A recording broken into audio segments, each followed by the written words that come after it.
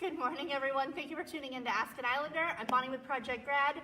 We are here on the set of The Wolves with one of our favorite guests, Meredith Melville. Thank you so much for letting us into your space. Yeah, of course. Oh my gosh, I'm so excited. So y'all open on Monday. We do. We open on Monday, and we run through Saturday. All the shows are at 7:30 right here in the Wilson Theater. Yeah, so they have a different schedule this time, y'all. They're running Monday through Saturday because we do have the holiday on Sunday. So they're all 7:30 shows. $5 for students at the door. You can also order them ahead of time online. They're already on sale. Yep. So tell me about this show. Oh my goodness, this is a really cool show. It's called The Wolves, and it's about a high school soccer team. And, high school girls on a competitive soccer team. And it's an indoor space, which hence the turf all around us. You get to see every Saturday morning them warming up and getting ready for a game. A couple of scenes are in between games, but every scene is the next week. And then kind of what unfolds. And they talk about really kind of heavy topics. And we think, wow, how are these teenage girls talking about all this? But I think it happens all the time. You know, you're hanging out and all of a sudden you're hanging with your friends and talking about something, I don't know, life-altering. Yeah. And you don't really realize it. Like what happens when the mundane becomes serious all of a sudden? Yes. And that's what this play does. It talks about a lot of things that you're like, what? It's a soccer team. They're just warming up, but they're talking about, the atrocities in Cambodia. And rumors about girls on the team and girls off the team, and then trying to figure out kind of how to tackle those things and still kind of be a teenager. Yeah, I think it's amazing. I think the content is really cool. I was reading about it this morning, and I think people really dismiss teenagers in general, and I think that people don't think they're having these conversations, and they are paying attention, and they are reading these things, and they are having these conversations. They're also having conversations about silly things because everybody does, but I really like this idea that like you had this group of girls that are just kind of weighing everything and navigating it as however old they are. And there's this great quote in the beginning, and we put it on our poster, and it says, we're all the same age inside, and I might have just butchered that a little bit, but it's Gloria Steinem. Gloria Steinem? Now I'm wondering. We'll double check that for you. It's not Gloria Steinem, it is, anyway.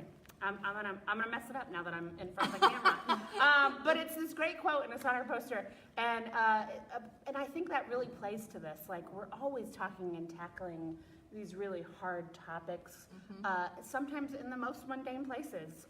You know, you're cutting greens in the kitchen with your mom and discussing politics.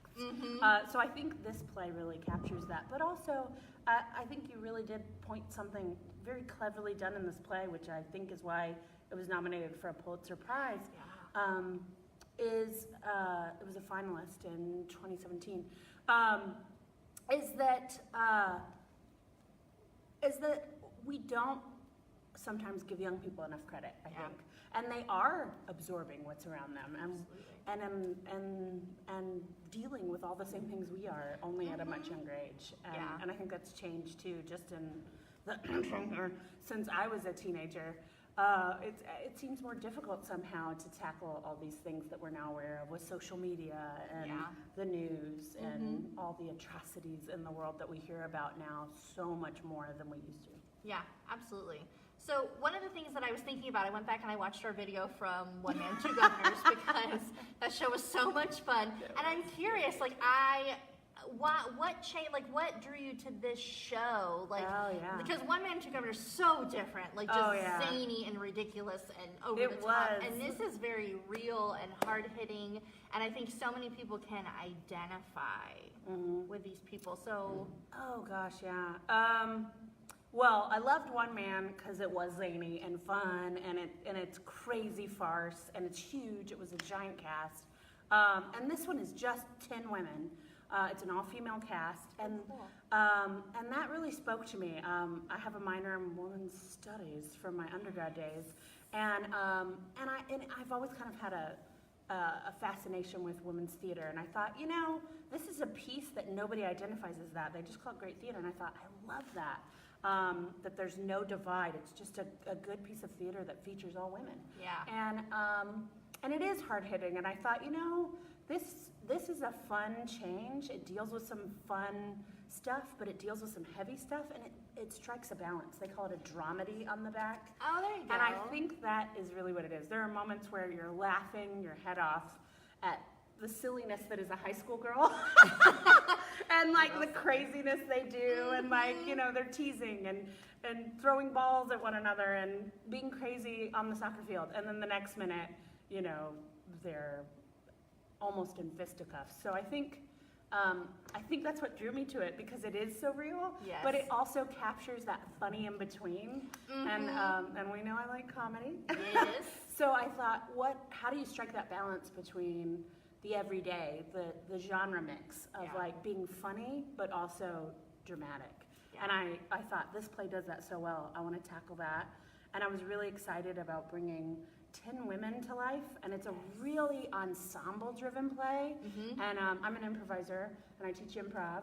So the idea of ensemble always gets me really excited. And so I thought, these 9 women playing on a team, and then our 10th character comes on at the end, and I won't tell you who she is. And then how do we build that sense of ensemble? And then play soccer. Yeah, right. All right, So and there's like a we soccer learned a thing. little soccer for this.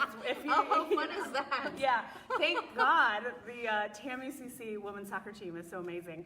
And our coaches, Coach Shaw and all the other wonderful coaches, gave us some of their time because we were like, help us look like soccer players, because they're all actors. But a lot of them were athletes for other sports or had played soccer in the youth. And I played soccer in college, believe it or not.